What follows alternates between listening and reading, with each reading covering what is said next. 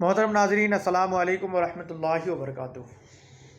میں پھر آپ کے سامنے ایک مرتبہ حاضر ہو چکا ہوں۔ آج ایک بہت اہم ٹاپک، بہت امپورٹنٹ ٹاپک لے کر آپ کے سامنے آیا ہوں۔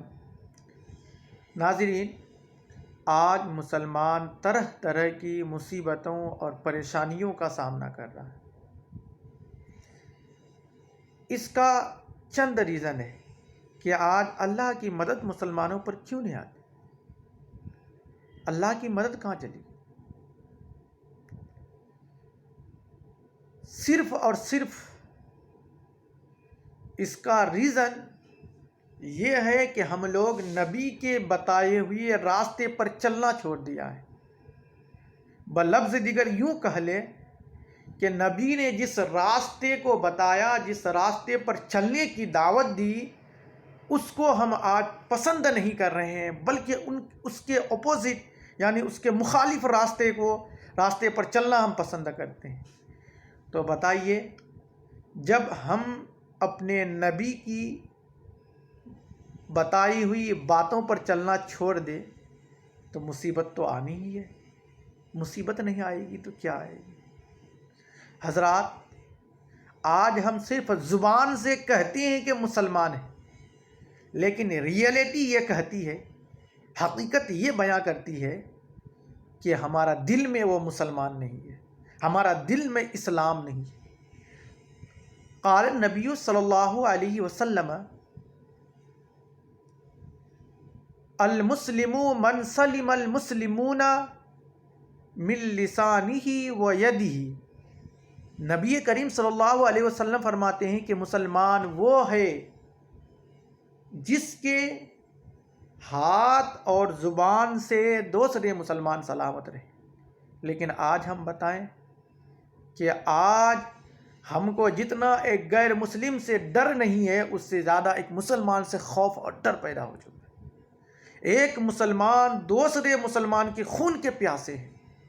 تو بتائیے، آج پریشانی کا سامنا ہم نہیں کریں گے تو کون کرے گا؟ ہم تو خود ان پریشانیوں کا اور ان تکلیف اور دکھ اور درد کا ریزن ہم خود سبب بن چکے ہیں۔ ہمارے کرتوت کارنامے ایسے ہیں کہ جس کی وجہ سے ہم ان پریشانیوں کا ہمیں فیس کرنا پڑتا ہے۔ حضرات، نبی کریم فرماتے ہیں کہ ایک مسلمان دوسرے مسلمان کو نہ زبان سے تکلیف پہنچائے، نہ ہاتھ سے تکلیف پہنچائے، لیکن آج ایک مسلمان دوسرے مسلمان کے پیچھے اس طرح لگے ہوئے ہیں کہ جب تک اس کو ڈیموٹ نہ کرے، نیچے نہ گرا دیے، تب تک یہ سکون سے نہیں بیٹھتے۔ ایک مسلمان دوسرے مسلمان کے پیچھے ہمیشہ لگے رہتے ہیں کہ اس کو کیسے جھٹکا دے، کیسے تکلیف اور مشقت میں اس کو دیکھیں۔ اس کو تکلیف اور مشقت میں دیکھ کر ان کو خوشی محسوس ہوتی ہے۔ یہ دل میں یہ نہیں سوچتا کہ ہمارے بھائی ہیں، انہیں اگر آج مصیبت اور تکلیف کا سامنا کرتا ہے تو ان کی ہم مدد کریں اور ان کی مصیبت اور تکلیف کو کم کریں۔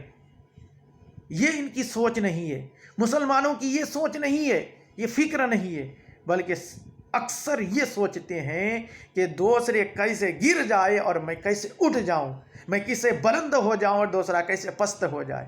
جب آپ کی سوچ یہ رہے گی تو مسلمانوں پر کیا مدد آئے گی؟ حضرات، اور ایک نبی کریم فرماتے ہیں، آگے حدیث پاک سماعت فرمائے کہ من آذا مسلمن فقد آذنی ومن آذنی فقد آذ اللہ،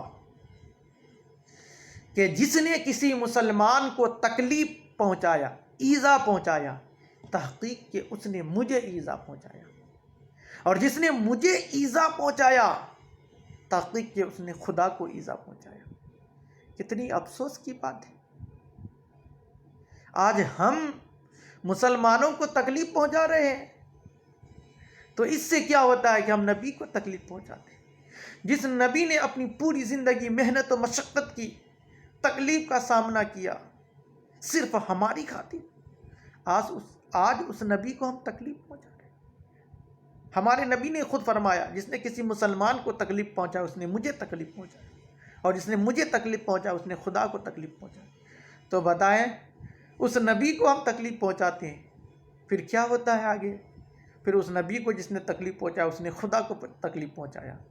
تو آج ہم اپنے رب کو، جس رب نے ہمیں پیدا فرمایا، جو رب ہمیں کھلاتا پلاتا ہے، رہنے کے لیے جگہ دی، اس رب کو ہم تکلیف پہنچاتے ہیں، اس رب کو ہم ایذا پہنچاتے ہیں۔ آگے قرآن کی آیت کہتی ہے، رب فرماتا ہے والذین یؤذون اللہ ورسولہ لعنہم اللہ فی الدنیا والآخرہ، جس نے اللہ اور اس کے رسول کو ایذا پہنچایا تو ان کے لیے دنیا و آخرت میں لعنت ہے۔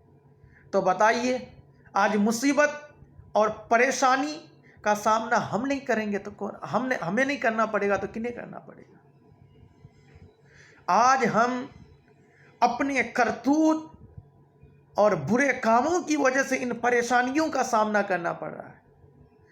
آج ان ساری حدیثوں کو دیکھ کر سمجھ میں یہ آتی ہے، نتیجہ یہ نکلتا ہے کہ آج صرف زبان سے کہنے والے مسلمان ہم رہ گئے، دل میں ہمارا مسلمان یا اسلام پر نہیں ہے۔ ہم تو دن و رات مسلمانوں کو تکلیف پہنچاتے ہیں، اپنے نبی اور آل نبی کو تکلیف پہنچاتے ہیں، جس کی وجہ سے ہم اپنے رب کو بھی تکلیف پہنچاتے ہیں۔ تو بتاؤ، جس رب نے تجھے پیدا فرمایا، جب تمہیں کھانے کا سلیقہ معلوم نہیں تھا، چلنے کا طریقہ معلوم نہیں تھا، اس رب نے تمہیں چلنا سکھایا، تمہیں رزق دیا، لیکن اس رب کو تم تکلیف پہنچا رہے، اس رب کی شان میں گستاخیاں کر رہے، تو پھر اللہ کی لعنت تو دنیا و آخرت میں ہوگی ہی۔ آج تمہیں اس کا سامنا کرنا پڑے گا ہی۔ آج مسلمان پریشان نہ ہو کہ اللہ کی مدد کیوں نہیں آتی ہے۔ اللہ کی مدد آئے گی کیسے؟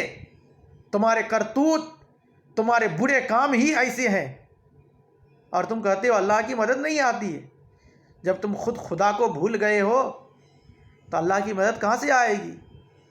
وَإِذَا مَسَّ الْإِنسَانَ الضُّرُّ دَعَانَا لِجَنبِهِ أَوْ قَاعِدًا أَوْ قَائِمًا، جب پریشانی اور تکلیف کا سامنا کرتے ہو، جب بیمار پڑتے ہو، بستر پر رہتے ہو، تو اس وقت اللہ اللہ کہتے ہو۔ پھر جب اللہ تبارک و تعالیٰ تمہاری دعا کو قبول فرما لیتا ہے، تمہیں صحت و عافیت عطا کراتا ہے، تمہیں ایک خوشحالی زندگی عطا کرتا ہے، پھر تم خدا کو بھول جاتے ہو۔ تو بتاؤ اس خدا کی مدد کہاں سے آئی؟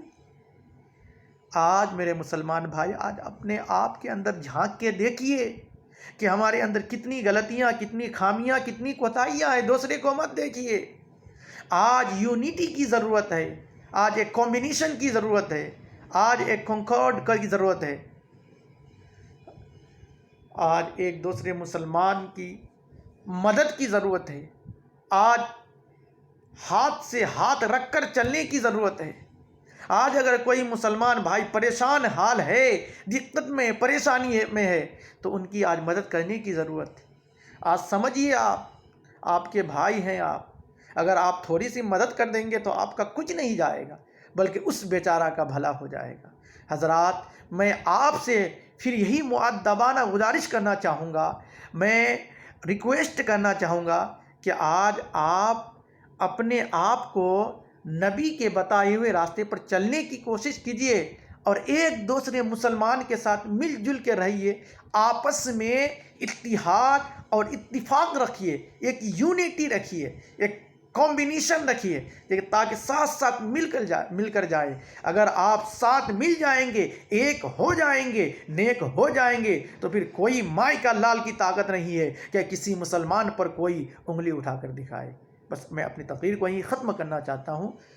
السلام علیکم ورحمۃ اللہ وبرکاتہ۔